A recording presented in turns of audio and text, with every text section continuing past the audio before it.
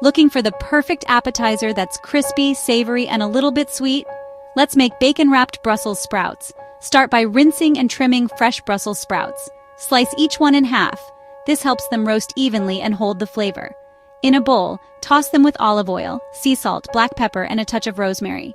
Simple, fragrant, delicious. Now grab your turkey bacon. Slice each strip into 4 thin pieces, perfect for wrapping. Wrap each sprout half with a strip of bacon. Place them flat side down on a parchment-lined tray. Roast at 400 degrees Fahrenheit for 20 minutes. Then take them out, and here's the magic. Brush each one with maple syrup. Increase the heat to 425 degrees Fahrenheit and roast again for 8 to 10 minutes, until they're golden, crispy, and caramelized to perfection. Let them cool slightly, add cocktail picks, and serve warm.